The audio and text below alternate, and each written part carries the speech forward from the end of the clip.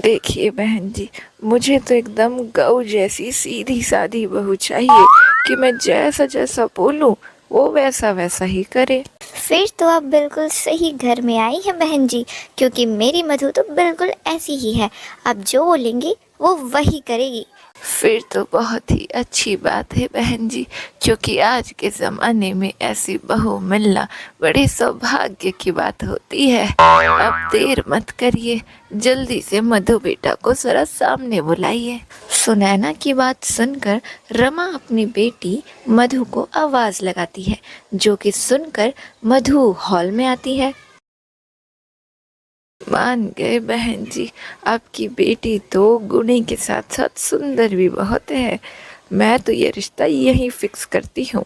अब जल्दी से मधु को हमारे घर की बहू बना दीजिए। सुनैना तो मधु को देखते ही ये रिश्ता पक्का कर देती है और कुछ ही दिनों में मधु की शादी अपने बेटे विकास से कराकर मधु को अपने घर ले आती है। मधु बेटा, ये कलश है, इस कलश को पैर से मारो और घर में प्रवेश करो। अच्छा ठीक है माँ जी, पर ये तो बताइए कि निशाना कहाँ लगाना है। बहू का मजाक तो देखो, मुझे तो पता ही नहीं था कि बहू हमारी इतनी मजाकिया भी है। एक काम करो बहू, ये जो कलश है ना, ऐसा निशाना लगाओ कि ये कलश उस सामने उस दरवाजे के अंदर चला जाए। बेचारी सुनैना जी, उन्हें तो लगता है कि बहुरानी उनकी मजाक कर रही है, इसलिए वो भी मजाक मजाक में उस दूर कमरे में निशाना लगाने के लिए तो कह देती हैं, पर उन्हें नहीं पता होता कि उनकी बहू कोई नॉर्मल बहू नहीं है। पर सास की बात सुनकर मधु तो सच में ही कलश को ऐसी लात मारती है कि कलश जाकर सीधा सामने के रूम में गिरता है, जिसे देखकर सास और बेटे दोनों का ही मुंह खुला का खुला रह जाता है।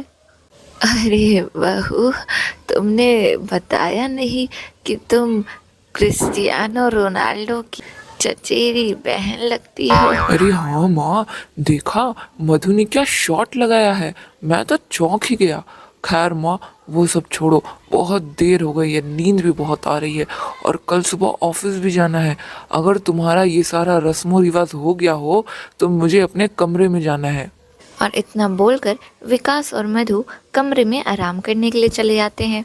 और फिर अगले दिन मधु, ओ मधु। विकास की आवाज सुनकर मधु विकास के पास आती है। जी कहिए, आपने बुलाया। अरे हाँ, देखो ना, इस शादी ब्याह के काम में मेरा लैपटॉप तो पता नहीं किस कोने में चला गया है। अभी जब मेरे को मिला, पूरा धूल से भरा है। ज़रा उसको साफ कर दो, मुझे ऑफिस लेकर जाना है। ठीक है, मैं अभी साफ कर देती हूँ। थोड़ी देर बाद मधु, ओ मधु। एक बार फिर से विकास के बुलाने पर मधु विकास के पास आती है। अरे मधु, जल्दी करो, मेरा लैपटॉप कहाँ है? वो नहीं लाई। मुझे ऑफिस के लिए देर हो रही है मधु। अरे बाबा, तो इतना गुस्सा क्यों करते हैं? आपने ही तो बोला था साफ करने के लिए, तो मैंने धोकर छत पे सूखने के लिए रखा है। अब थोड़ा देर रुक जाइए, सूख जाएगा, तब लेकर जाइएगा ऑफिस। मधु की ये बात सुनकर विकास के तो होश ही उड़ जाते हैं। क्या तुमने मेरा इतना इम्पोर्टेंट लैपटॉप धो दिया? मैंने तुम्हें उसे साफ करने के लिए बोला था। किसी सूखे कपड़े से सिर्फ लैपटॉप पे लगी धूल साफ करनी थी, लैपटॉप को धोना नहीं था। तो आपने मुझे ये बात पहले क्यों नहीं बताई कि सूखे कपड़े से सिर्फ साफ करना था? इसमें मेरी क्या गलती है? मैं जैसे और चीजें साफ करती हूँ वैसे इसे भी कर दिया। ओफो माँ, ये तुम किस गवार को उठा लाई हो और मेरे पल्ले बांध दी हो। जा रहा हूँ मैं ऑफिस, देखता हूँ। आज तो लगता है ऑफिस वाले मुझे ऑफिस से निकाल ही देंगे, क्योंकि उस लैपटॉप में मेरे बहुत इम्पोर्टेंट डॉक्यूमेंट्स थे। और फिर गुस्से में विकास ऑफिस के लिए चला जाता है। माँ जी, आप ही बताइए, मेरे से कोई गलती हो गई क्या? उन्होंने जैसा बोला था मैंने तो वैसा ही किया है। सुनैना की तो बोलती ही बंद हो जाती है। आखिर वो बोलती भी तो क्या बोलती, उसने ही तो मांगी थी ऐसी बहू कि जिसको जो बोला जाए वो पूरा सेम टू सेम वैसा ही करे। तो मधु तो अब वैसा ही कर रही है, तो आखिर बेवकूफ़ बोले तो कैसे बोले। कोई बात नहीं बेटा, बस अगली बार से जब कोई काम कहे ना तो जो ना समझ में आए अच्छे से पूछ लेना।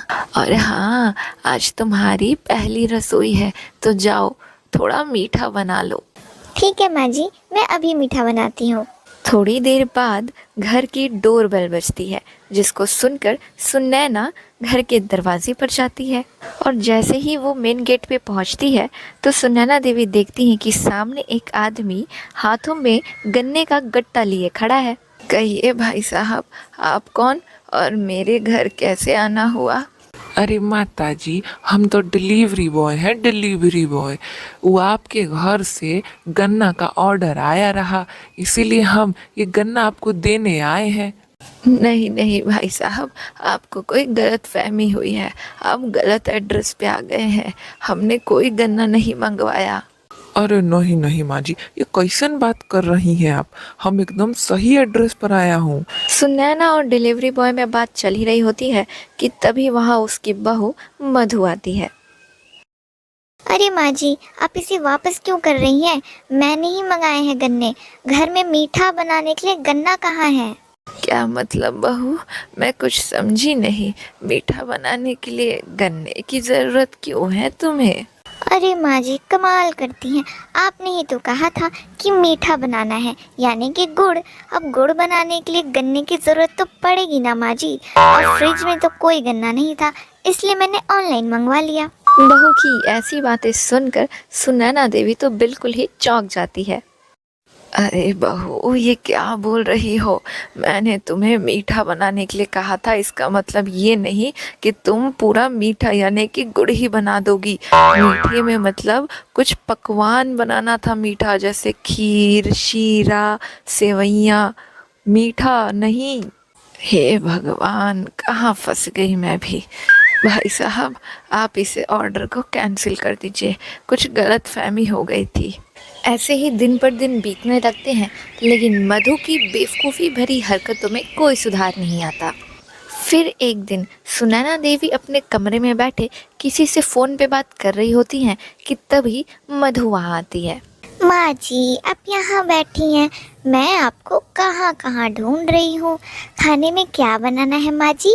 अरे बहू, तेरे को दिखता नहीं है? मैं फ़ोन पे बात कर रही हूँ ना, थोड़ी देर रुक जाओ, बाद में बताती हूँ मैं। पर माँ जी, बहुत देर हो रही है, बता देती तो टाइम पे खाना बन जाता, वरना विकास जी आएंगे तो खाना खाना चिल्लाएंगे। मधु के बार बार टोकने से सुनैना देवी को कॉल पर बात करने में बहुत डिस्टर्बेंस हो रही थी, जिसके कारण वो गुस्से में मधु पे चिल्लाते हुए बोलती हैं। अरे बहू, कहाँ ना तुमसे जाओ। अच्छा एक काम करो, तुम भिंडी की सब्जी बना लो। हाँ जाओ। पर माँ जी, भिंडी तो हमारे घर में कोई खाता ही नहीं है, फिर भिंडी किसके लिए बनानी है? भारत की सेना के लिए बनानी है। अब जाओ यहाँ से और मुझे डिस्टर्ब मत करना अब। और 1 घंटे बाद, बहुत टाइम हो गया, अभी तक मधु की कोई आवाज़ भी नहीं आई। चलो देखती हूँ, खाना बना भी अभी बाकी है। और जैसे ही सुनैना देवी किचन में जाती हैं तो वो अपने सामने टेबल पे रखे भिंडी के भंडार को देखती हैं। अरे बहू, ये क्या है? इतनी सारी भिंडी, इतनी सारी भिंडी कहाँ से आई और इसका क्या करोगी तुम? अरे माँ जी, आप भी कितनी भोली हैं। आपकी ना बैठे बैठे लगता है याददाश्त कमजोर हो गई है माँ जी। आपने ही तो कहा था कि जाकर भिंडी की सब्जी बनाओ। अरे चुप कर करम जली, मेरे क्यों याददाश्त कमज़ोर होगी? मेरी याददाश्त बिल्कुल सही है। मुझे याद है कि मैंने तुझे बोला था भिंडी की सब्जी बनाने को, लेकिन इतनी सारी भिंडी क्या करोगी? अरे माँ जी, ये तो अभी कम है, मैंने अभी और भी भिंडी मंगवाई है, फिर बनाऊंगी मैं। अब भारत की सेना के लिए बनानी है तो इतनी भिंडी तो लगेगी ना माँ जी, आपने ही तो बोला था। मधु की ये बात सुनकर बेचारी सुनैना देवी अपना सर पीट लेती है। हे भगवान, उठा ले भगवान, मुझे उठा ले। अब और नहीं देखा जा रहा इसका ये बेवकूफ़ीपना। अरे बहू, मैंने तो गुस्से में बोला था, सच में थोड़ी ना भारत की सेना के लिए खाना बनाना है। तुझे तो बस हम 3 ही लोगों के लिए बनाना है। बेचारी सुनैना देवी मन ही मन में सोच रही थी, न जाने कौन सी अशुभ घड़ी थी वो, जब उसने ऐसी बहू की कामना की कि जिससे जो कहा जाए वो वैसा ही करे। आज वो अपनी इस कही बात का बहुत ही ज़्यादा अफसोस कर रही थी। ऐसे ही कुछ दिन और बीतते हैं और फिर एक दिन अचानक विकास की फूआ यानी कि सुनैना देवी की ननद उनके घर आती है। अरे भाभी, अब आप तो मुझे अपने घर बुलाती नहीं है, इसलिए मैं खुद ही आ जाती हूँ। अब नई बहू की शादी में तो हम आ नहीं पाए, लेकिन इसका मतलब ये तो नहीं है कि नई बहू के हाथों का खाना भी नहीं खाएंगे। आज तो नई बहू के हाथों से खाना खा कर ही घर जाऊंगी। कर भी क्या सकते हैं, बिना बुलाए ही घर आ जाती हैं तो बुलाएं कैसे। कुछ कहा क्या भाभी आपने अभी? अरे नहीं नहीं। अरे भाभी भुरानी, आज मुझे यही खड़ा रखने का विचार है क्या आप दोनों का, कि घर में नहीं बुलाओगे मेरे को? कहीं डर तो नहीं लग रहा भाभी आपको कि पता नहीं क्या क्या लेकर जाएगी इस बार ननद आपकी? तो मैं तुम्हें बता दूं बहुरानी कि जो तुम्हारी सास है ना, बड़ी कंजूस है, कुछ देती नहीं है जब जब तुम्हारी फूआ आती हैं तो। इसलिए आप दोनों को ज़्यादा चिंता करने की ना ज़रूरत नहीं है। अब साइड हटो, मुझे अंदर जाना है, बहुत गर्मी है बाहर। मधु की सास जितनी मधुर और सीधी थी, उसकी फूआ उतनी ही टेढ़ी और चालाक थी, जिसका नमूना तो आप लोग देख ही चुके हैं। और यही कारण है कि विकास और सुनैना देवी दोनों में से किसी को भी उसकी ननद का घर आना बिल्कुल अच्छा नहीं लगता था। पर दोनों असहाय थे, कर भी क्या सकते हैं, आखिर मायका है तो आने से रोक भी तो नहीं सकते।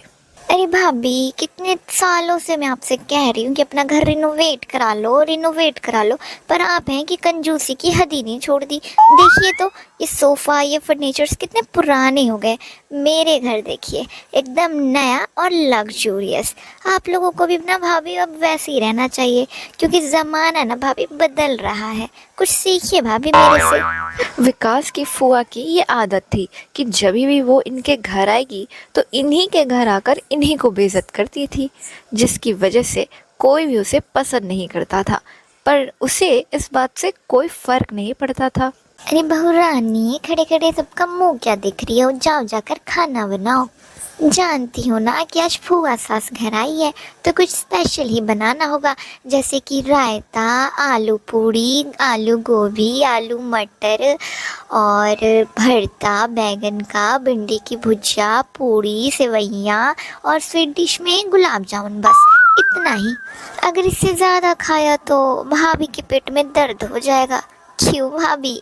बाकी लोगों का तो खाना पीना हो चुका था, इसलिए थोड़ी देर बाद बहुरानी सिर्फ अपनी फुआ को स्पेशल उन्होंने जो जो कहा था वो खाना परोसती है। अरे बहू रानी, मैंने सब्जी बनाने को तो कहा था, लेकिन उसमें मिर्ची भी डालनी थी। अब वो भी अलग से कहना पड़ेगा क्या? इसमें तो मिर्ची का दर्शन ही नहीं है। जाओ ज़रा इसमें मिर्ची पाउडर डाल के ले आओ। कितना मिर्ची पाउडर डालना है फूआ जी? अरे भाभी, मुझे तो पता ही नहीं था कि आपकी बहू रानी इतनी मज़ाकिया भी है। अरे बहू, एक काम करना, तुम ना पूरा मिर्ची का पैकेट ही डाल देना। जी फूआ जी, रुकिए, मैं अभी लेकर आती हूँ।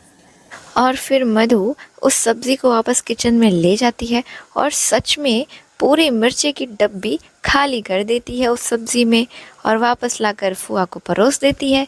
पर जैसे ही फुआ उस खाने को खाती है, उसका तो मुंह ही जल जाता है। ये क्या किया? अरे भाभी, कैसी बहू है तुम्हारी, जाहिल कहीं की। इसकी हिम्मत तो देखो। मैंने इसे मजाक में क्या बोला कि पूरा डब्बा डाल देना, इसने सचमुच में ही पूरी पैकेट मिर्ची की खाली कर दी सब्जी में। अरे भाभी, मुंह के साथ साथ कलेजा भी जल गया। हाय राम, मैं सब जानती हूँ, ये आप लोगों की ही करतूत है। आप लोगों ने इसे बोला होगा कि जब मैं आऊँगी तो ऐसे ऐसे करे। आप लोगों ने ना ये ठीक नहीं किया। तुमने ना बहू ये बिल्कुल ठीक नहीं किया।